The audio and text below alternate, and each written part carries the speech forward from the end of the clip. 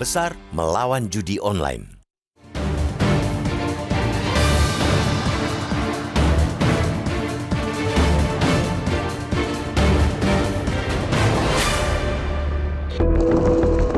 Meskipun telah dilarang oleh hukum formal Indonesia, judi online tetap digandrungi oleh banyak orang. Tidak tanggung-tanggung, nilai transaksi judi online di Indonesia pun sangat fantastis. Perputaran uang dari kegiatan ilegal ini di Indonesia yang mencapai 327 triliun rupiah sepanjang tahun lalu dengan jumlah rakyat yang terjerat mencapai 2,7 juta orang.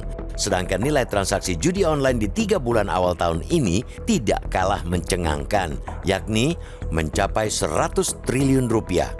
Undang-Undang Informasi dan Transaksi Elektronik atau Undang-Undang ITE serta KUHP secara tegas menyatakan bahwa tindakan perjudian merupakan tindakan yang dilarang. Hukum pidana tersebut mencakup pelaku judi, mengadakan judi, mendukung perjudian, juga menjadikan judi sebagai mata pencaharian sehingga tidak ada ruang sama sekali kepada masyarakat untuk berjudi, termasuk judi online. Aturan sudah ada, aparatur penegak dan penindak aturan juga sudah ada. Tapi deretan aturan pidana yang menjerat pelaku judi online itu ternyata belum efektif, bahkan majal untuk menjadi alat penindak.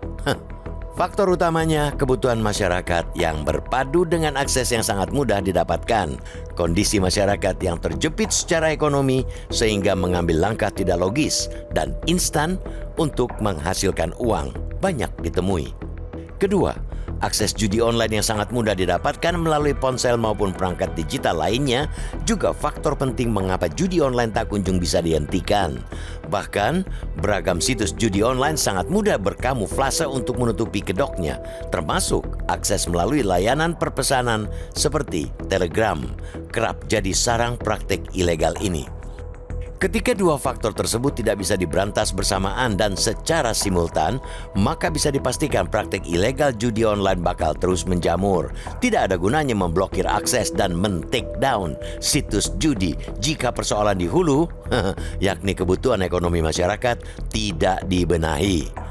Meskipun jutaan konten judi online diberantas oleh Kementerian Komunikasi dan Informatika, situs judi online baru bermunculan lagi dengan wajah berbeda. Judi online bak mati 1, tumbuh 1000, selalu bermunculan di internet meski upaya pemberantasan terus berjalan. Kemenkominfo telah melakukan pemutusan akses 1,9 juta konten bermuatan judi online dalam setahun terakhir.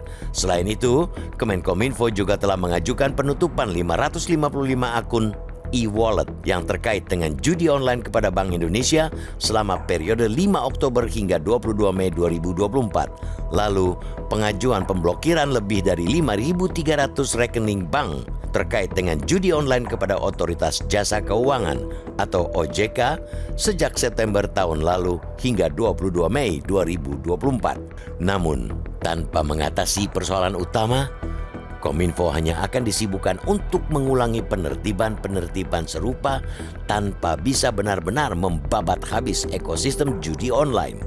Apalagi keberadaan server judi dalam jaringan yang tidak di Indonesia pasti akan menyulitkan. Tidak mungkin otoritas di Indonesia menutup situs judi yang dilindungi negaranya masing-masing. Untuk itulah, negara ini perlu untuk menyatakan perang terhadap praktik judi online.